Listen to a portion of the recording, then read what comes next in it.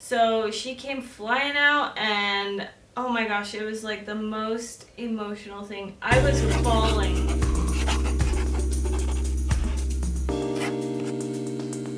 Welcome back, Lattes. We are here in the studio again. Holly got a nice maternity leave. With the littlest latte. Say hi, baby girl. The new little coffee bean. Her name is Graciana Afton. Yes. Afton is her middle name. Graciana is her first full name. A lot of people are like, is it the Gracie Anna? No, Gracie. One word, Graciana. Hi, baby girl. Say hi, lattes. Oh, nice little wave. See, she waved. She did it. We caught it on camera. Hello. I'm 6 weeks old today. 6 weeks. I can't believe it. To the day, 6 weeks. I know. Yep. Say hi, lattes. Oh. My name is Gray. Like, these lights are so bright. I look like my daddy. She does. I almost have even forgotten how painful it was. That's the trap of having kids, is you forget. It's like, oh, I forgot how miserable and it then was. you're like, oh, maybe I'll do this again. Yeah.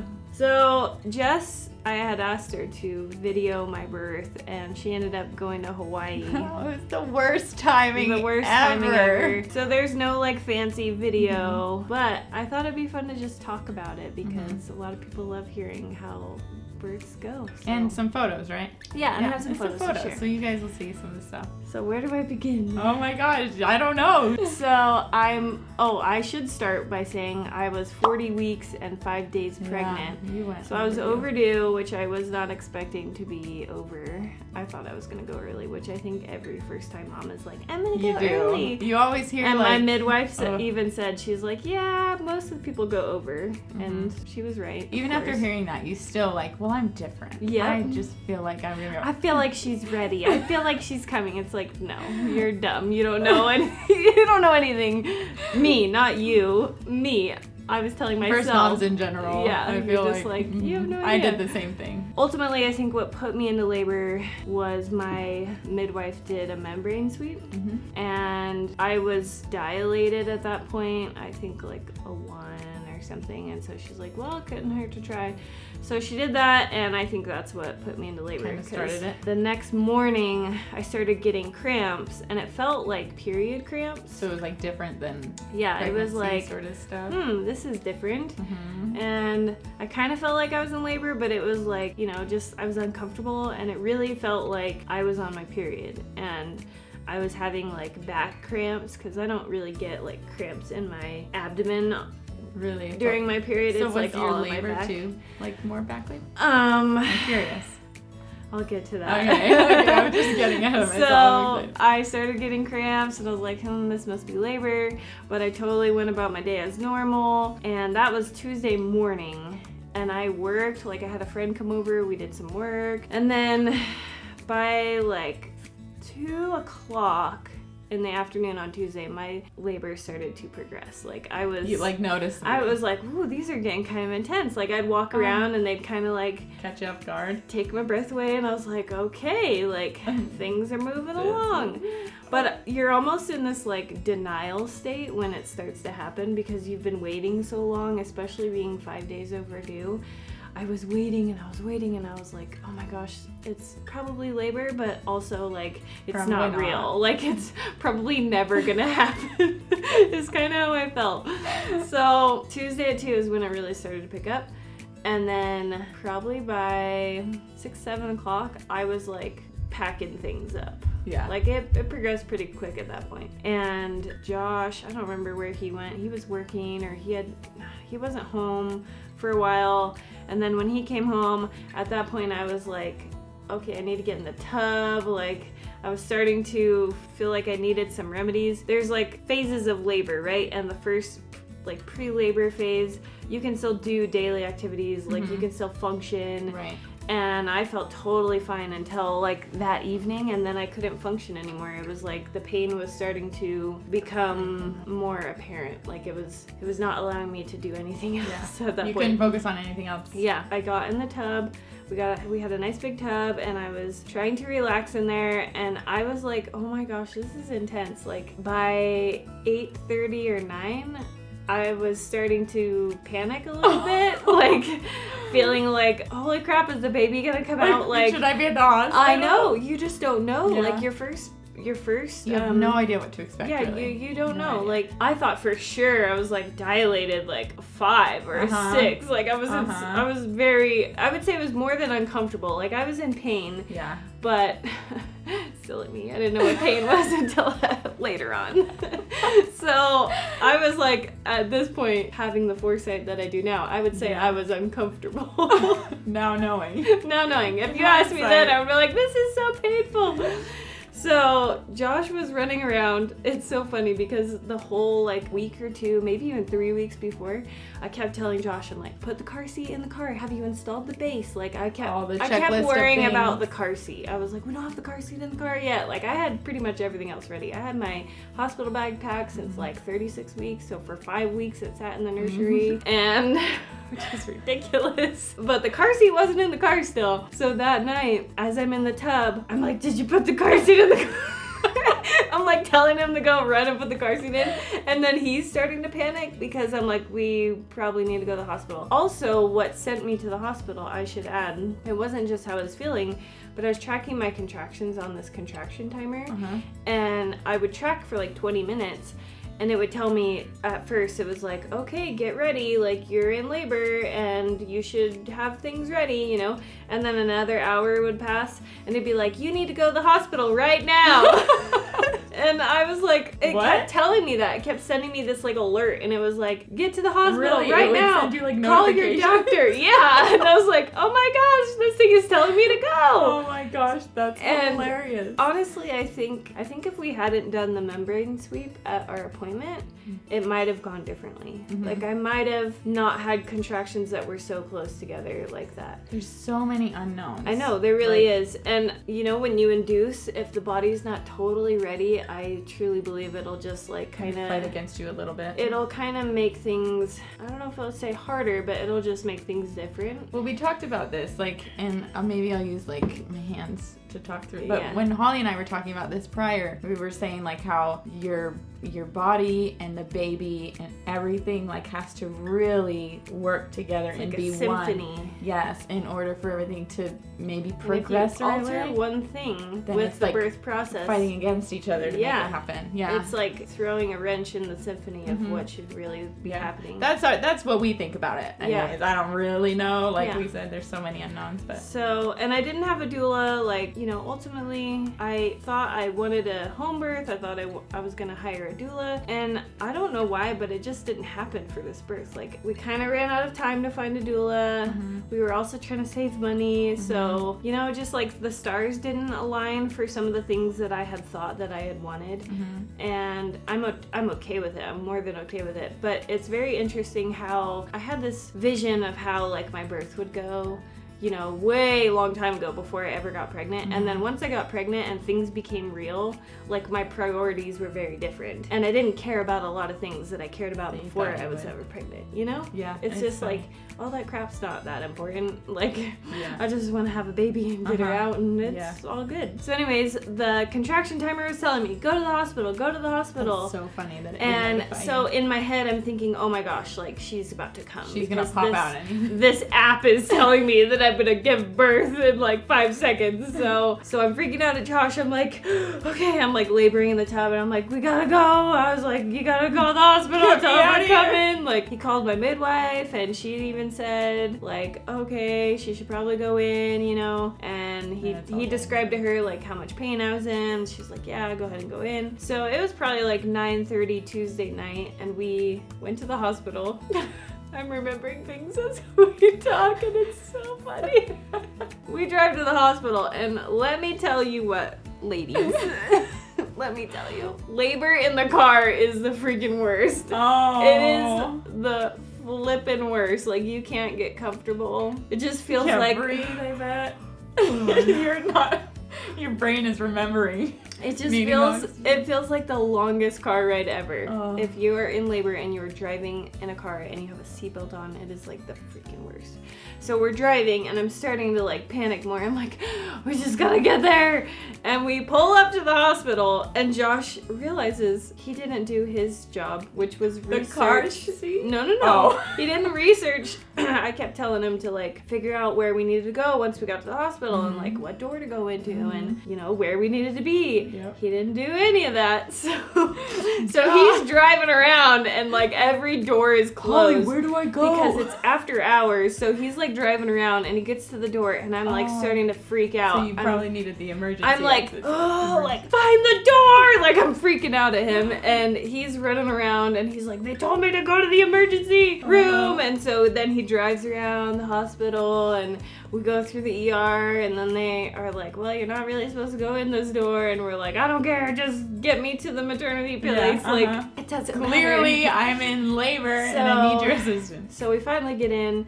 They wheel me over to like the labor and delivery. We get all checked in and I'm thinking, oh my gosh, she's coming like any second. I'm in so much pain. And at my last appointment, I was like a 1. I was dilated to a 1. I think I was like 80% effaced. So if you don't know what that means, your cervix has to thin and it has to dilate bigger in order for you to give birth. So my cervix was thinning really well, but I wasn't dilating yet very much. We get into our room. This is where kind of the details start to become more fuzzy to me because I started to get a lot more pain. So I think my brain has forgotten things out of pure survival. I think it's a survival mechanism. I think it is. It makes you very be. cloudy, like all the details. Yeah. I tried hard to remember and I actually wrote down on my phone like notes as we went along, like at this time we went here. But during this period of like getting checked in and then like my epidural, it's very fuzzy. Yeah.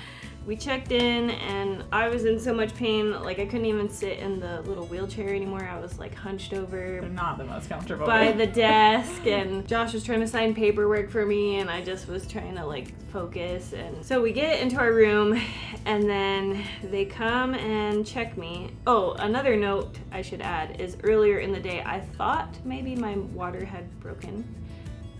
Again, your first time, you have no idea what anything is. You think like, unless you research it, you think your water breaks and it's like, boom, waterfall. Yeah. And that's not And always I read the case at so many all. things. Like I read a spectrum of experiences. There's so many different things. It could be a big gush and a waterfall, or it could be just a trickle. Like I had no idea. So I thought my water had broken, and so we get to the hospital. We get checked in. Our nurse comes in. They check us, or they check me, not us. They Okay, check Josh, me. your turn. Your turn, Josh. Let's check your cervix. They checked me, and I was a 2. A 2? I was a 2 after What? all of that. No way. Yes, I was like devastated. I'm like, what do you mean it's just a 2? Like, I came in at a 2? And you know what? Here's what I think. Like, you were going through pain. Yeah. And your cervix was only at a 2. I wonder if like all of the rest of your body was like, okay, let's go after that membrane sweep. And your body's like, okay, let's go. But your cervix was just not there yet. And maybe that's why you were experiencing so much pain. Yeah. Like, who knows? Yeah. But I have a lot of theories about this now that I've been through birth. I have a lot of theories. I think the membrane sweep helped move things along, but I also think it might have made things more painful. Or I have another theory. I'm athletic and you have strong muscles. my muscles are pretty strong. Like, my abdomen is very strong. I feel like I have a really strong pelvic floor. And I honestly feel like if you have a more athletic build, I'm not gonna say it's harder to labor, but I don't think the muscles can relax like somebody who maybe isn't as like strong in their core. Maybe. Does that make yeah, sense? muscles are very interesting in the way that they work. And it's hard to really say, like, everybody perceives pain differently, so I can't say that that's like true or fact or anything. But just from my personal experience and my personal opinion, I feel like all the pain I felt was where I feel like my muscles were fighting, like relaxing. I didn't have maybe like, I don't know, maybe even in my mind it's almost like when they contract, you have strong, dense muscle that really goes to work. And to be honest, I didn't feel pain. Like, I always imagined pain, especially that labor simulator we did. The sensations that I felt were like superficial, right? It was like on the surface. On the outside, and I remember you talking about that. You're like, it's a little bit more superficial than actual labor pains. I understand that now. Yeah. Because in my head, I thought labor was superficial. I thought that my abdomen would be like in pain and I would feel your literal uterus. It's like, it's way deeper than that. Yeah. It's like not even close. Like that labor simulator, I could do that all day long, sipping on iced coffee. Like nothing in comparison to that's Holly's nothing. labor. I could be knitting a sweater and doing that labor simulator. It's nothing. It does not even compare. Oh my god. I told somebody the other day that labor, like contractions in labor, at least my labor, felt like, I want to paint a picture for you. In the medieval movies or cartoons or whatever, when they have the battering ram and they're trying to like break down the castle doors, and they just have the big battering ram and like 20 guys are just like boom, boom. Okay, that's what my vagina felt like in labor. Yeah, like I can see that. Her, I don't know if it's her body or whatever, but the contraction, it felt like my vagina, sorry to be graphic, was the castle door. Oh my god. And she was the battering ram, just like boom, like my hitting. mom let me out. It was not relaxing. It was not. That's the best way I could describe it, because it was. That sounds brutal. It was horrific. That sounds. So okay, so they checked me. I was a 2, and my water God. had not broken yet. Really? So they told me they were gonna send me home, and I thought I was gonna die. I was like, you're kidding me. I have to drive home, which was miserable driving here, first of all. They knew I wanted a natural labor, so that's why they were gonna send me home. Because really, the way I should have done it is I should have labored at home as long as humanly possible, which I could have done maybe if I had prepared differently, but I didn't prepare like I should have. Now I know, I have foresight. They were gonna send me home because they knew I wanted to go naturally. So, and because my water hadn't broken, so they were like, well, we don't want you laboring here because there was a big storm that night, and it brought in a lot of laboring moms. They said every time they have a storm, women go into labor. They had like 12 moms laboring at the same time. Storms and full moons. Yeah. It's weird. So it was really weird. Like, it was a crazy storm. It was super windy. And not setting up a beautiful mood. Yeah, it was not like this is not what butterflies, and it was like doom and gloom and battering rams, and it was probably the worst night of my life, to be honest. So they were gonna send me home, and I was like, no. Like, I was so like, what do? You know, you go home and labor a couple more hours and suffer and then get in the car again. That was the worst part. I just didn't want to get in the car. I didn't want to. Okay, I'm walking home. I didn't want to pack my crap up and get in the car and then come back in the middle of the night. And so I was like, oh my gosh, what do we do? And my midwife was actually there delivering another baby at that time. So they're like, well, your midwife is here. We'll have her come in and talk to you and check you out after she's done. So I was like, okay. So I continued to labor. They left me alone.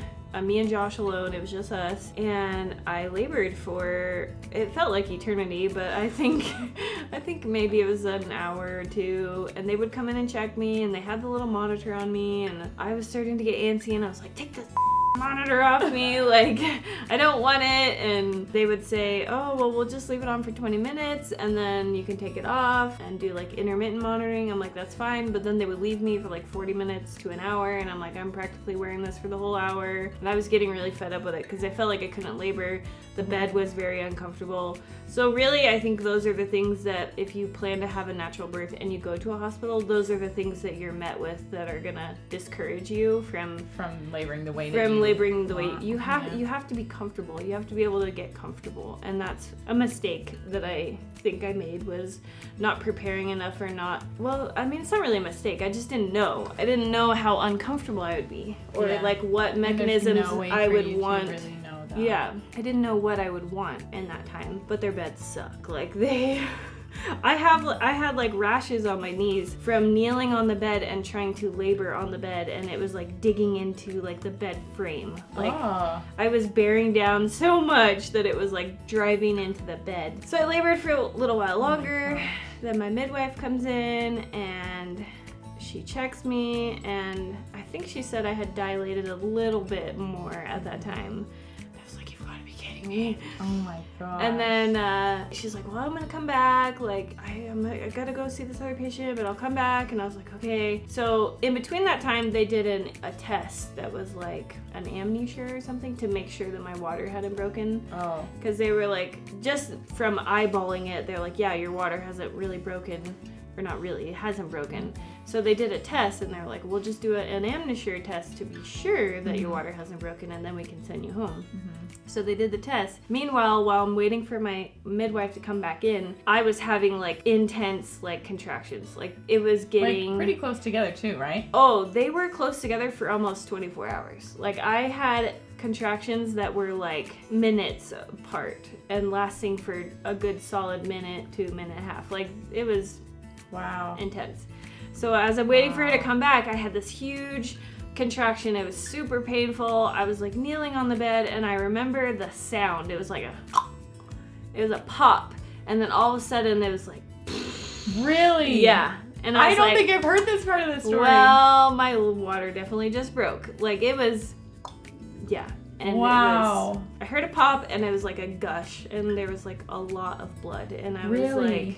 Wow, that was not what I expected. So they came in and my midwife's like, well, or the nurse said, yeah, your water's broke now. And I'm like, obviously. And she's like, so we can't send you home because my water had broken. So that kind of starts the clock, right? They don't want you to labor more than like 24 hours with your water broken. With your water broken. So I was like, okay, so now I'm admitted. Now I have to stay. Which I was kind of relieved because I didn't want to get in the car, you know? You didn't want to pack up and...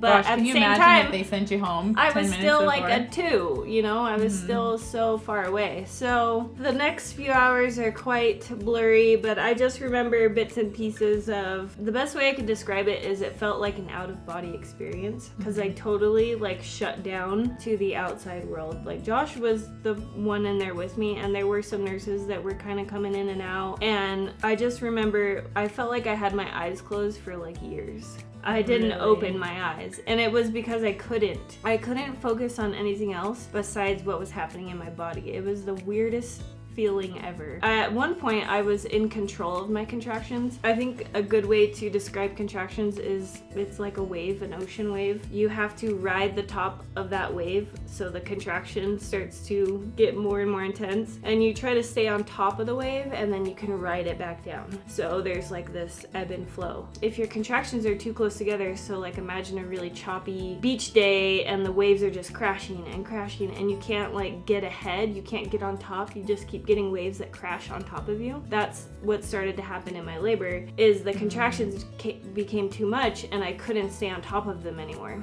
So there was a window of time where I felt like I was on top of my contractions. I remember I had my headphones in and I was sitting on a yoga ball, and the yoga ball was awesome for my labor. You have like, a picture of that, right? I do, yeah. We'll show a picture I was of that. sitting on the yoga ball and I was like kind of rolling my hips around and I was rocking and just getting really in the zone and listening to like really calming music.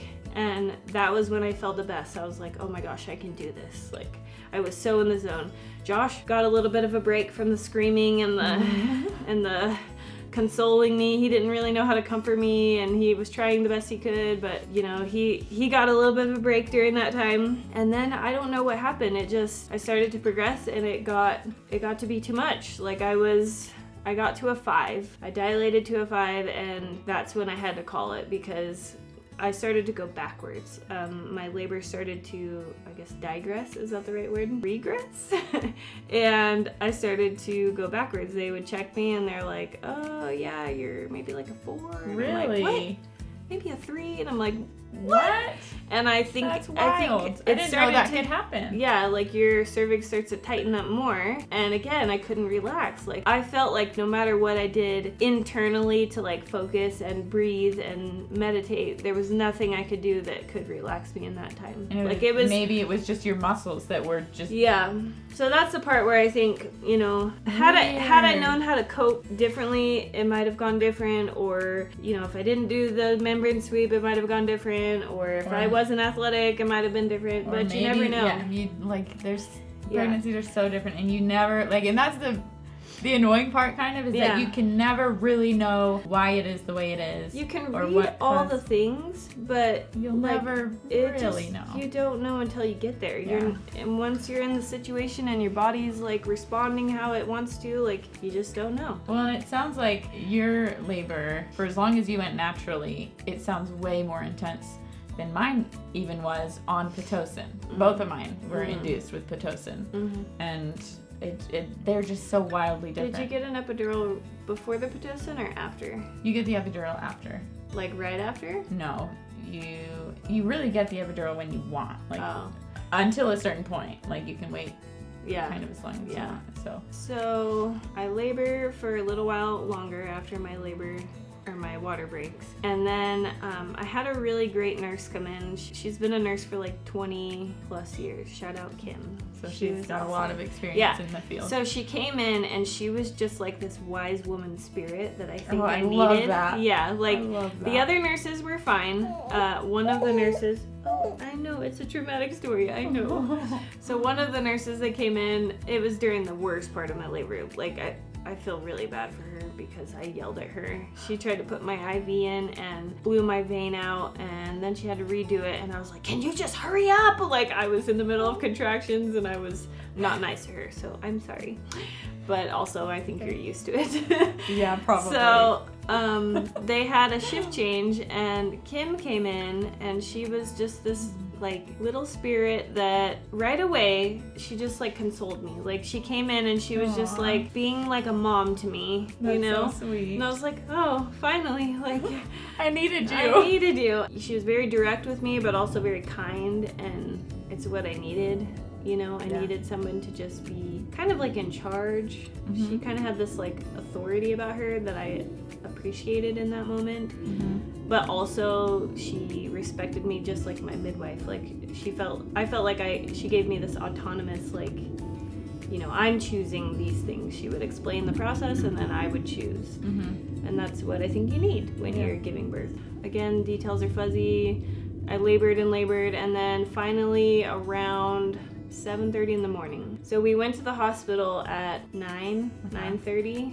So all night long. All night long. Did not sleep. No, not a wink. Oh. Didn't sleep a bit. I was exhausted. Oh, I and can she imagine. was like, I know you wanted to go natural, and I think you're exhausted, and I think it's hard for you to relax, and I think if we can give you some fentanyl, it might take the edge off. And at that point, I was like, I'm all for it. Let's just get some anything to help fentanyl me. up in here. I don't even know what that is, but just let's get it up in here. And it was right after they had told me I started to kind of go backwards, and Which I is was so like, crazy. yeah, I'm discouraged. Like I got really down and frustrated because at one point I was primal, man. I was sitting on that bed. I was like swaying vigorously back and forth, and I was moaning my deepest like mama bear moans.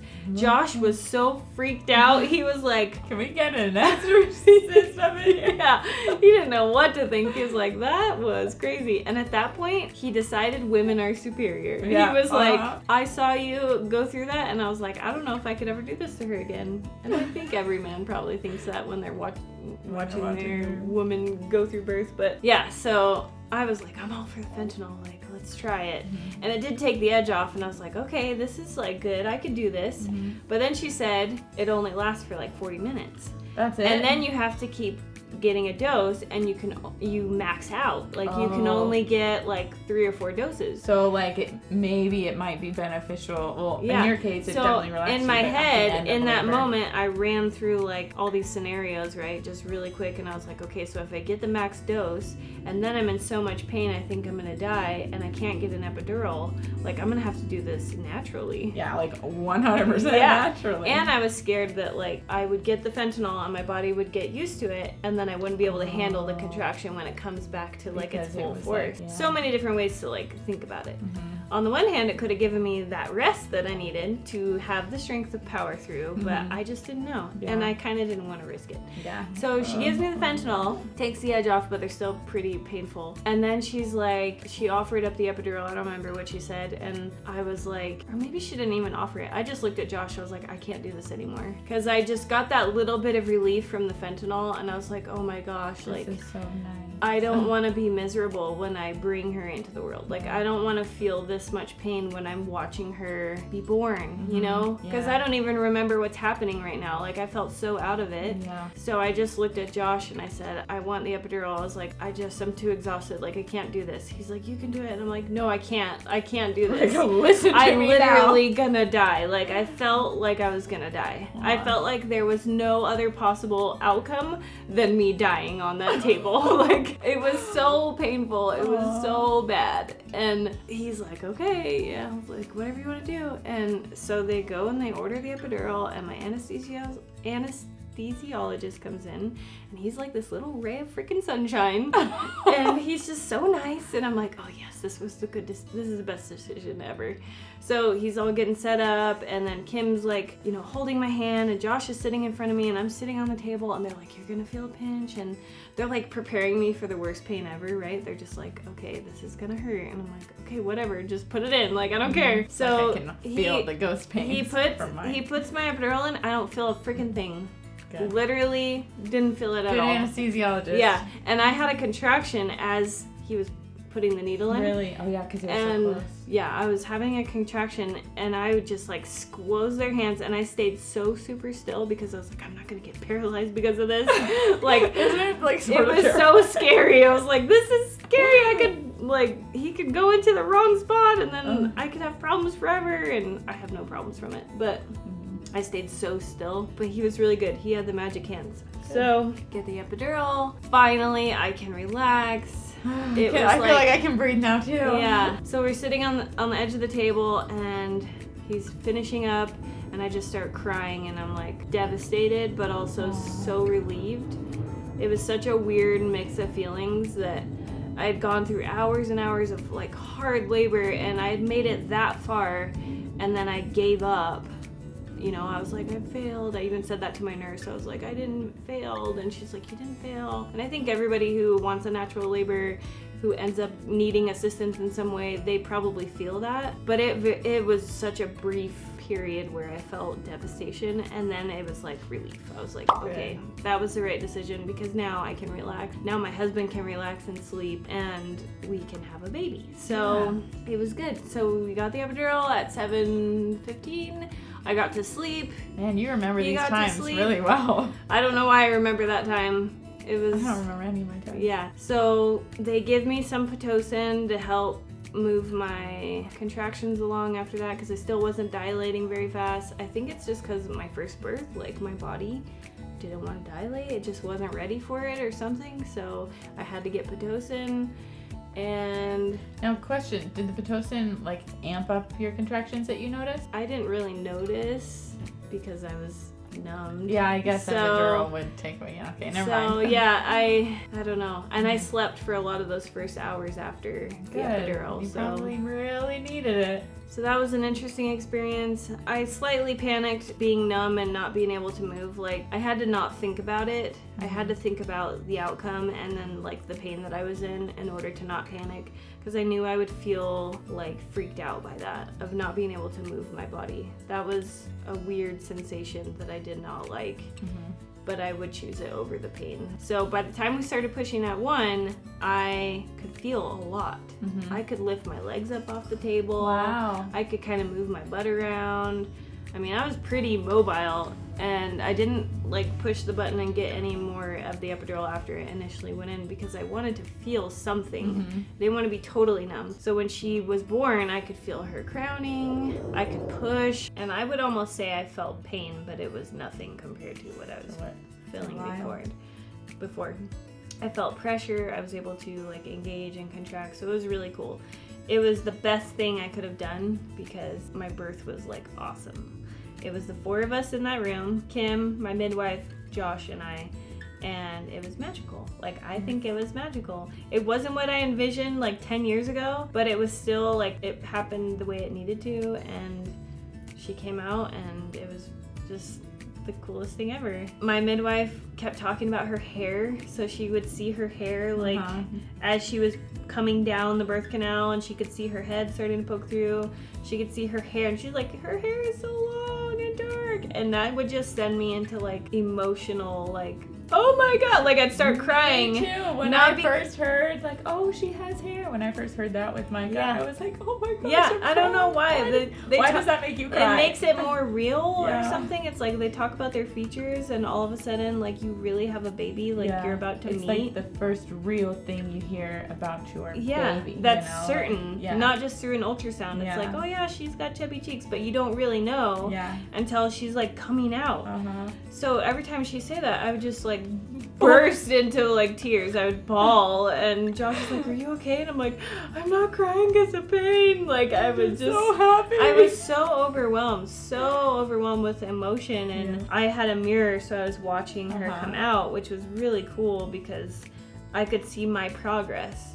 You know, my midwife would kind of coach me through, like, okay, but she honestly, like, she let my body do what it was gonna do. She was so like confident in me the whole pregnancy. She let my body do what it was made to do. And what got her out was she told me to pause on the pushing so that I didn't tear because she was crowning, and she was like, okay, just relax, like let it stretch out a little bit. I know that's graphic, but it's what it is. That is what it is. That's so childbirth. She's like, just wait.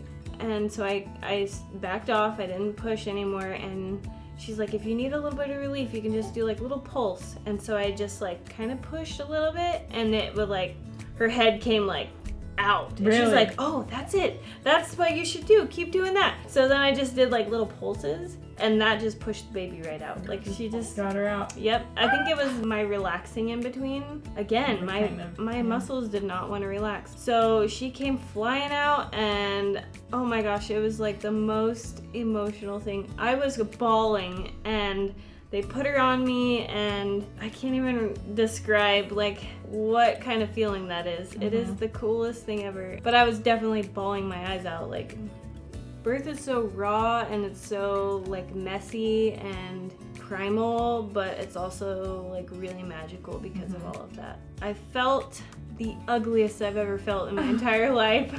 I was so swollen from all the fluids, and I was already like retaining a lot of fluid at the end of my pregnancy, and you know, I was tired. I look back at the pictures of my epidural, and my eyes are like like just drooping, you know. I was kind of drugged up, and but also it's fine. Like, it's really fine. Yeah. You think that it might affect you for a long time, but I was fine. 2 days after birth, I was like going for a walk around my neighborhood, you know, after I literally thought I was gonna die. Yep. It's wild. Yeah. So wild. And then you're just in baby bliss. Like, you're on a high. The oxytocin high is very real.